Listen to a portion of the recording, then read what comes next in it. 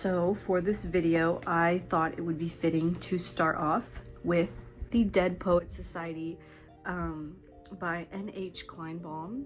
And as you can see, it's the movie cover. I still haven't seen the movie. I wanted to read the book first and then watch the movie. I just felt like in the clips that I've seen of the movie and the snippets I've seen of the book, it's just the perfect embodiment of fall. Like just the aesthetics of this cover, it screams fall to me.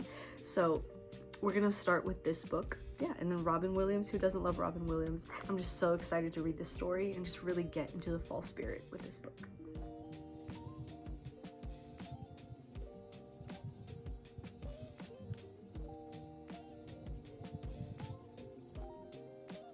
I feel like these books just scream fall. Like I'm so excited to read each one of these. I'm gonna start from like smallest book to biggest book. Small, big, and bigger. So yeah, my goal is to read them all by the end of this week, but let's be realistic, it may not happen because life happens. So I'm just gonna take my time and get through each book and just discuss them, journal about them, all the good things, all the fall things. So we were just introduced on page 5 to Mr. John Keating, who is going to be, I'm assuming that's who Robin Williams is.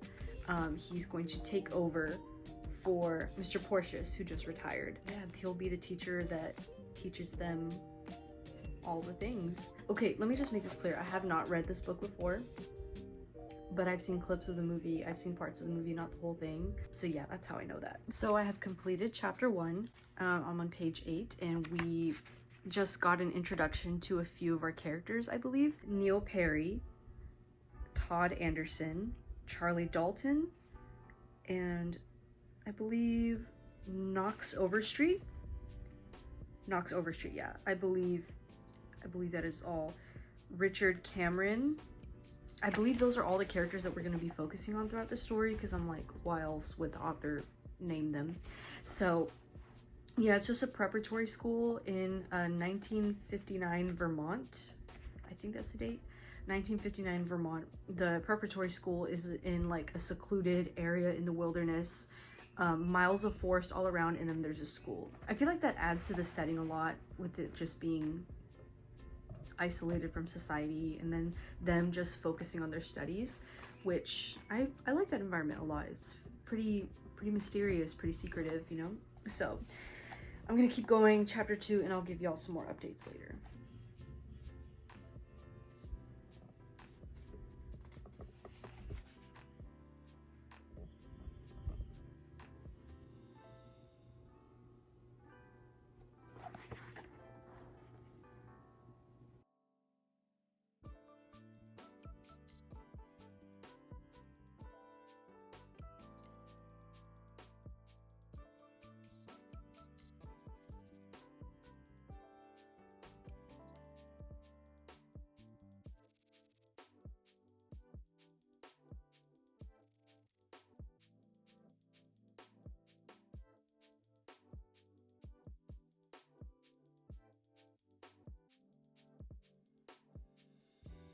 So I'm on page 16 of Dead Poets Society, and it's already giving like, it's not my dream, it's your dream, Dad, you know, like those vibes. So yeah, I'm getting the feeling that we're going to shift that mindset throughout the book, and then they start to learn about the poetry and all the reading, what John Keating is going to teach them essentially. So yeah, gotta love it.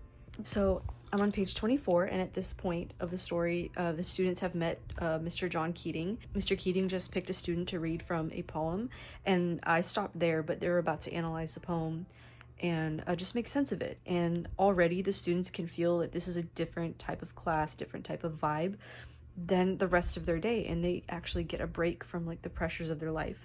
So I'm this much into the book.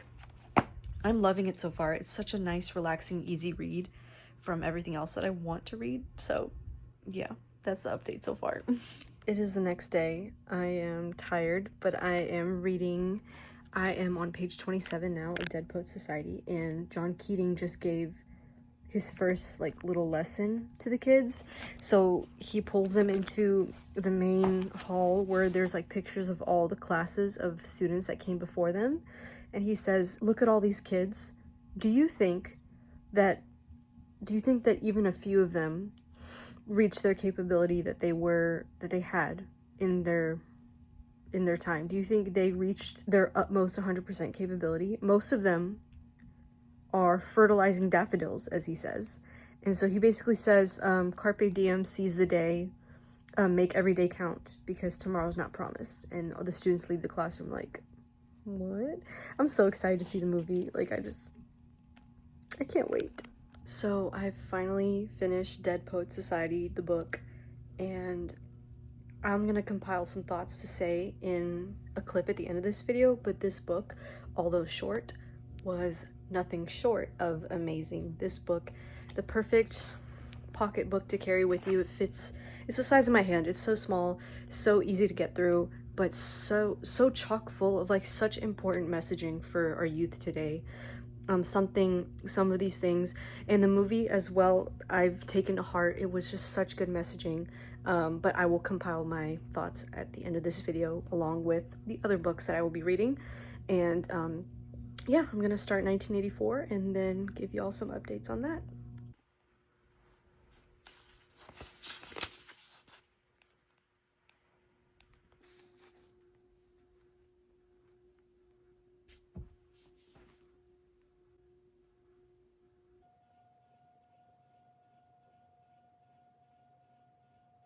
I know this lighting is that of a horror movie, but I just wanted to give a quick little 7-page update on where I am in 1984. This book, it's very unnerving the way they describe things. It's a very futuristic type, dystopian type society that they live in. Our main character is Winston Smith. He lives in a society where you are being surveilled all the time.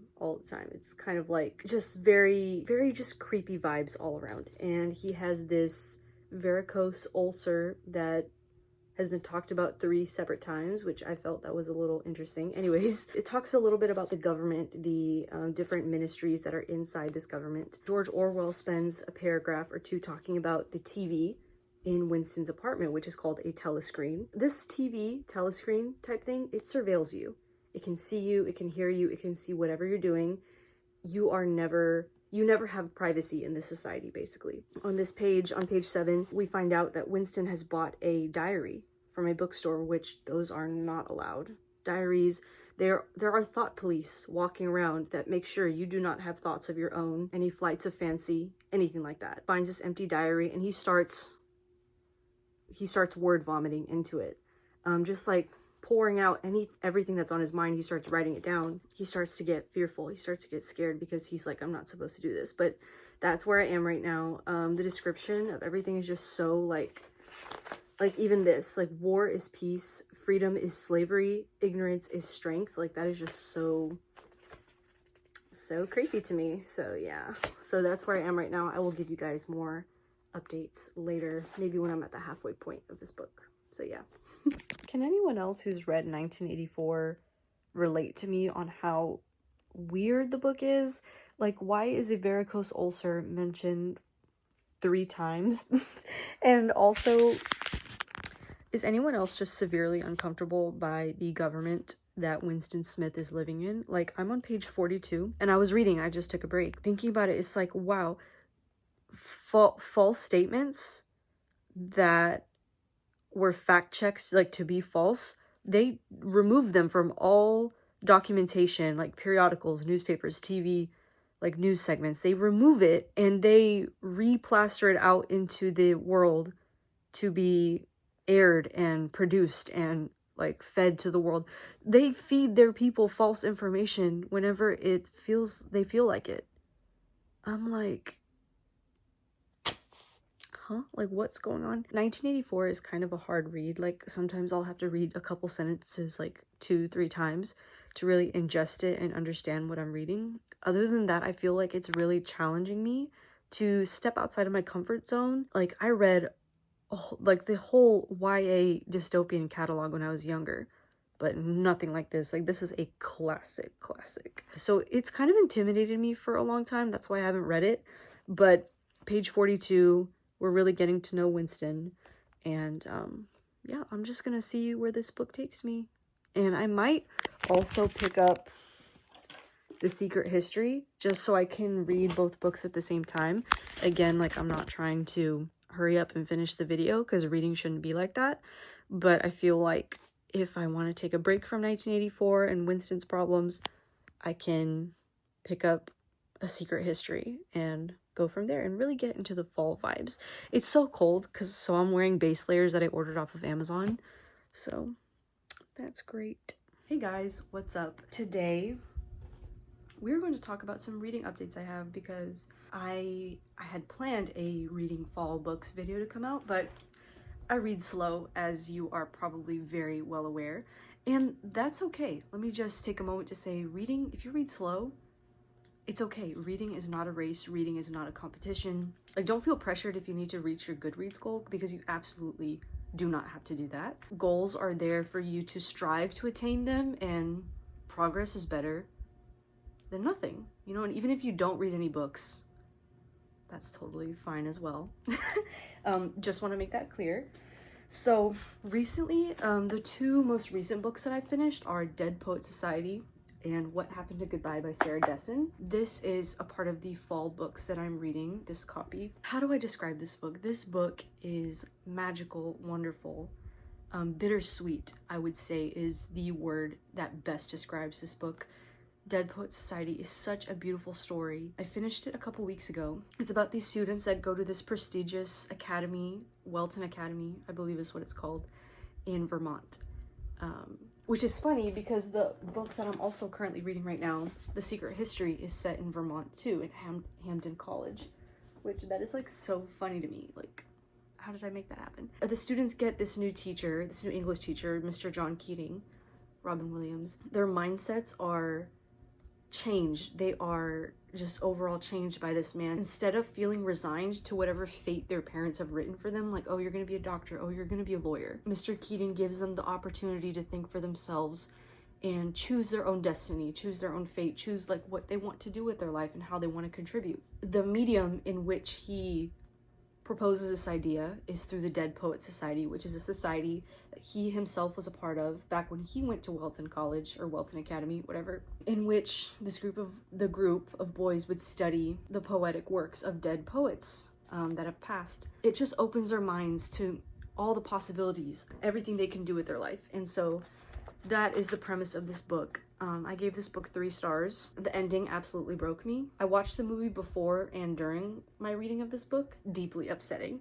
But overall, the entire message is really good and really worth a read. It is also like less than 200 pages, so if you want a quick like book to skim through, but also like really digest what you're reading, this is a good one. My other book that I read recently, it's a little bit more fleshed out, What Happened to Goodbye by Sarah Dessen. This book was really good. I forgot what star rating I gave it, but I'll put it up here somewhere. It's this girl, McLean Sweet. Her parents divorced when she was younger, a few years prior to the start of the story. So that has affected her deeply, right? So in the custody battle, she ended up with her dad, and her dad consults restaurants. He's a restaurant consultant. He solves their problems and helps them to achieve more profit and just be more successful. And that job requires them to travel every couple months, every couple years. So she never stays in one place for too long. So she is against the idea of forging relationships. Because of all the constant moving, she never has time to really connect with anybody and form like lasting relationships. So she changes her name in every place she's in. Like in one place she was Liz Sweet, in another place she was Jenny Sweet or something like that. Like she has like multiple names that she goes by, which that's found out later in the book, and it's like kind of awkward, but you get the point. She eventually moves to this town where she stays a little bit, albeit begrudgingly. She forms friendships and starts to get close with the people in this town that she ends up staying in for a bit, and there is a little bit of romance, but it's very light, but it's there, right? It's just a question. This book is a question of identity and just being true to who you are and not needing to assume different characters and personalities all the time. Overall, this book was really good. It gave off very like early 2000s vibes, which you could tell. There are various signs in this book that show that it's set in this time area, in this era. I don't know if all of Sarah Dessen's books are like that, but if they are, I would that's very refreshing, and I would definitely love to read more. But yeah, that is What Happened to Goodbye by Sarah Dessen. I am currently reading 1984 and The Secret History by Donna Tartt at the same time. So these are my two copies. When 1984 gets a bit boring, I tend to switch over to this one, which is pretty interesting. 1984, Winston Smith, he's starting to question the government that he lives in. Pretty dystopian for being written in 1949, like that's insane. But I'll give y'all more updates as I keep reading. I'm on page 52 of 1984. I've honestly been intimidated by this book for so long because it's such a well-known classic, and everybody's pretty much read it, and I don't know what was stopping me, but I eventually picked it up and I was like, might as well just do it. Like, I'll read it. So it's definitely a journey.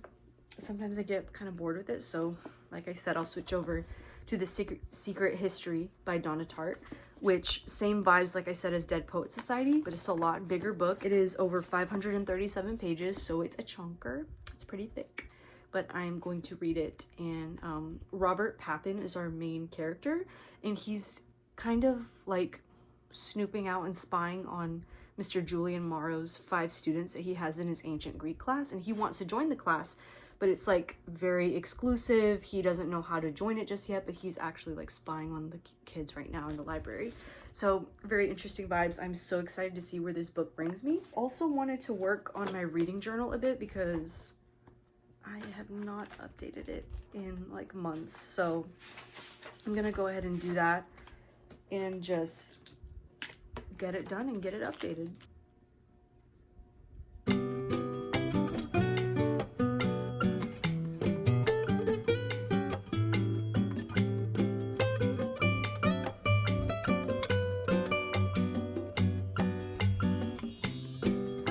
I've had this journal for 3 years. My first rating that I ever did was from Red at the Bone by Jacqueline Woodson. That book was not that great, I remember. I'm gonna update the rest of this later, but thank you guys so much for spending time with me. And even though this video didn't have much in it, I plan to vlog a lot more. I just need to find things to vlog about, and that can be difficult sometimes, but I'm going to finish my puzzle, and as soon as it's all Mod Podged onto the foam board that I have on the floor in front of me, I will show you a clip of that. But anyway, thank you guys so much for watching. I will see you guys in the next one.